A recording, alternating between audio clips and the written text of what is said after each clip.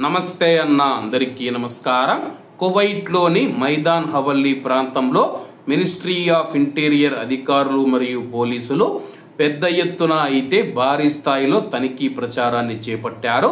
అలాగే కువైట్ తాత్కాలిక ప్రధానమంత్రి మరియు మినిస్ట్రీ ఆఫ్ ఇంటీరియర్ మంత్రి అయిన షేక్ ఫహద్ ఆల్ యూసఫ్ గారి యొక్క పర్యవేక్షణలో ఈ యొక్క తనిఖీలు జరిగాయి.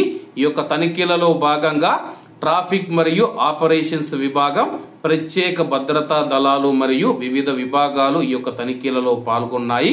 ఫలితంగా 921 ట్రాఫిక్ ఉల్లంఘనలు నమోదు చేయగా నివాస మరియు కార్మిక చట్టాలను ఉల్లంఘించిన వివిధ దేశాలకు సంబంధించిన 5 మంది ప్రవాసులను అరెస్టు చేయగా 5 మంది వాంటెడ్ వ్యక్తులను అదుపులోకి తీసుకున్నామని చెప్పేసి, మాదక ద్రవ్యాలకు సంబంధించిన కేసులలో ప్రమేయం ఉన్న 3 వ్యక్తులను అరెస్టు చేశామని చెప్పి, వివిధ నేరాలకు సంబంధించి మరో 3 అరెస్టు చేశాము.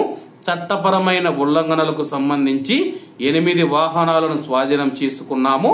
ట్రాఫిక్ నేరాలకు సంబంధించి 10 వాహనాలు మరియు మోటార్ సైకిళ్లను జప్తు చేసినట్లు అధికారులు తెలియజేశారు. కువైట్ జాతీయ భద్రత కాపాడుకోవడానికి, చట్టపరమైన విధానాలను నిలబెట్టడానికి మరియు కువైట్ దేశవ్యాప్తంగా అన్ని ప్రాంతాలలో తనిఖీలు నిర్వహిస్తూ ఉన్నామని చెప్పేసి అధికారులు తెలియజేశారు. కాబట్టి కువైట్లో ఉన్న ప్రజలందరూ చట్టానికి లోబడి కువైట్లో జీవించాలని చెప్పేసి, చట్టవిరుద్ధమైన పనులు ఎవరూ చేయవద్దని చెప్పి అధికారులు తెలిపారు. కాబట్టి అందరూ బాగుండాలి, అందులో మనం ఉండాలి. అందరికీ నమస్తే అన్న, జై హింద్.